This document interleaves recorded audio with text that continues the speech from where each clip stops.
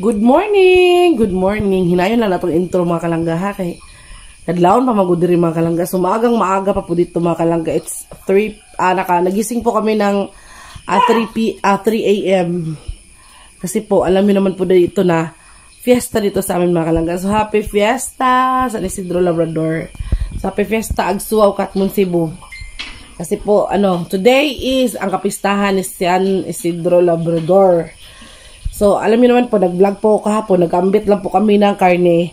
Kaya po, para maaga kaming matapos at maaga naming makaliwaliw or makapamasyal. Kaya, taste to. Nag-ano kami ng maaga mga kalangga. Sila na ito. Oo. Nagluto kami ng maaga mga kalangga. So, nakaluto na ako ng isang putahe. So, gumising kami ng alas 3 nga. Tapos, nakaluto na ako ng isang putahe mga kalangga, para sa morning, maghuhugas na lang, maglilinis ng bahay na lang, at saka maliligo, ugora na, mamista na tano. So, pupunta kasi dito yung mga uncle at auntie ni Insik. So, pagdating nila dito mga kalangga, okay na. Ayan, dito din si Mother Earth ko, na. Sa'yo, kaya siyang nagmatasad. Pag mata na mo, nagmatasad siya. Ayan si Mother Earth na. Sa'yo, kaya nag-sorry. Kadalanan, mura man siya guwak-guwak, guwak-guwak. So, kagabi pa lang po mga kalangga, ni-ready na po namin yung aming, lulutuin. So, since kahapon pa nga po nagkatay ng baboy, yung baboy po na inambita namin, o yung baboy na binili namin, ay, amo lang gipabukalan ba? Or among giboil bitaw, giluto muna namin, tapos, ni-ready namin siya mga kalangga, para ngayong madaling araw na to, ay madali siyang lutuin. So, nag-ready na din ako ng mga ingredients, like mga panakot, yung mga sahog talaga sa mga luto. Tatlong putahe lang naman mga kalangga.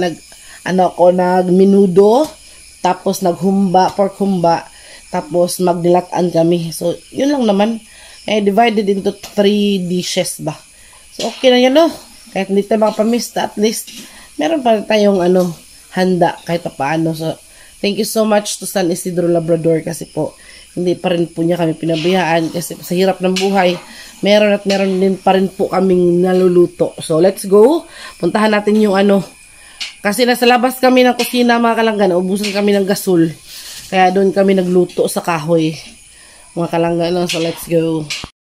So, ito yung ginawa ko mga kalangga, sangkap ito or panakot ito sa nilatan. So, kumpleto na yan mga kalangga.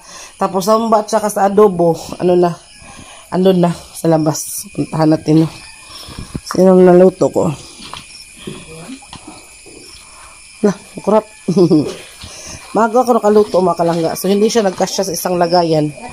Yan minudo mga kalangga. Special minudo o blangga mga kalangga. Yan po yung recipe ko sa minudo. So, 2 lagayan po siya mga kalangga, since hindi po siya nagkasya sa isa. Then, proceed tayo to our adobo. Adobong baboy or humba. Yan na po. Yan na po sa situation mga kalangga. Madali na po yung lutuin mga kalangga, kasi nga luto na yan ang karne. Ang karne, kaya timplahan na lang natin, So, let's go, timplahan na natin.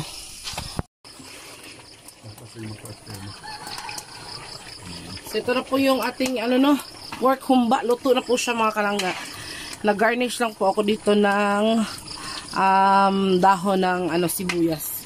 So, pwede na po siya i-serve.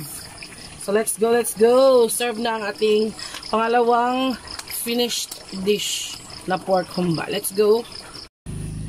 So, kung nakikita nyo po mga kalangga, sobrang umaga na, Kanang hayag na kayang adlaw ba? See? Ito na yung naluto ko mga kalangga, Pakita ko sa inyo, ha? Ito yung, minudo. Ayan. Ano mo yan? Ayan.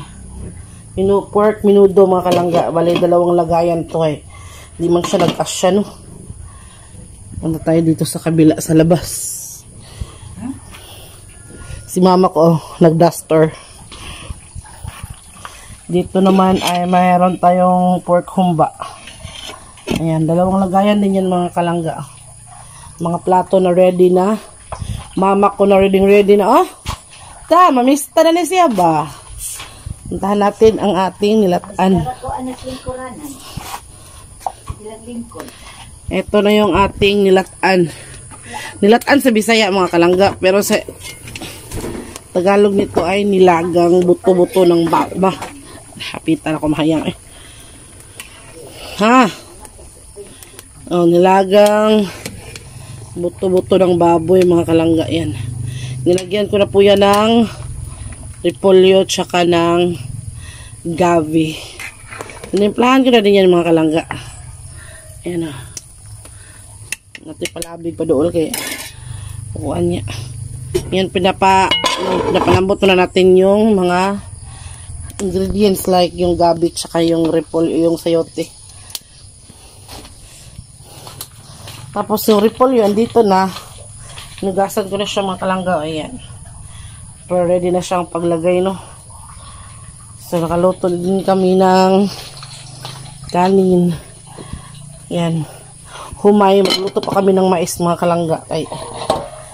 Ay, kami lang talaga dito, dalawa ni Insik tsaka si Papa mga kalangga, kasi ano dito, isa lang talaga yung aming lutuan, no, kaya nabuntagan kami ba. Nag-ano mo sana kami, nagganang umaasayo ba. Sobrang aga naming nagising para matapos agad. Just naubusan talaga kami ng gasol. Kaya yun, sa kahoy lang talaga kami umaasa. Mabuti na lang may mga kahoy-kahoy pa dyan na nakaimbak sa ilalim mo, yung mga tabla-tabla na yan. Yan yung pinag-aano namin. Kaya yun mga kalangga, no.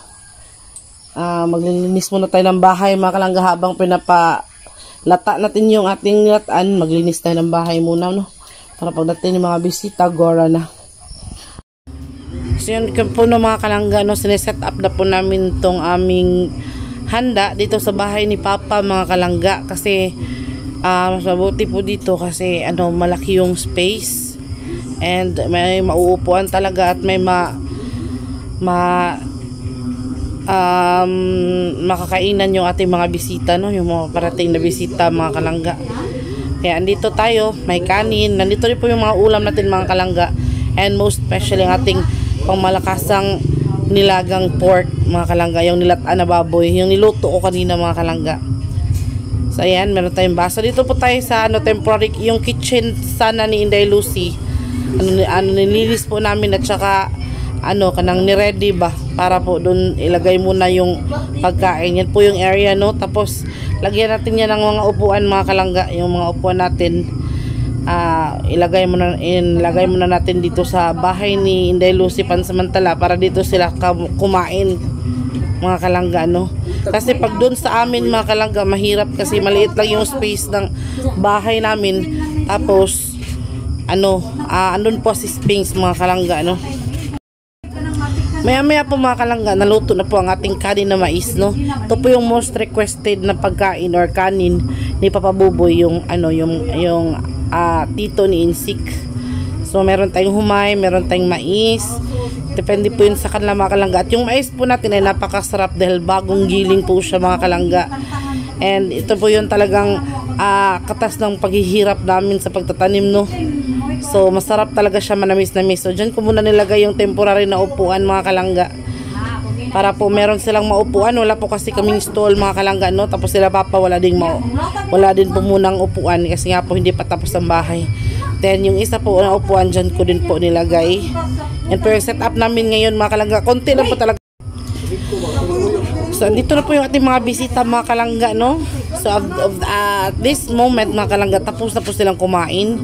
Hindi po namin na videohan mga kalangga kasi medyo busy po tayo, no. So dito yung kapatid ni Papa, yung kausap niya po. Tapos yung kapatid ni Mama, yung uncle ni Insik ay andun po sa kabit. So ayun na po mga kalangga, no. Gabi na po dito. And nagpapatuloy pa rin po ang fiesta kasi po gabi ng fiesta ngayon mga kalangga, no. Kaya ako na medyo stress na tayo, no, kaya hapon na, gabi na. Tapos whole day medyo busy talaga kahit walang masyadong bisita, no. Tapos umulan pa mga kalangga. Sana na-entertain kayo sa nandito pa naman yung mga pinsan at mga uncle ni Insik mga kalangga, nasa labas pa.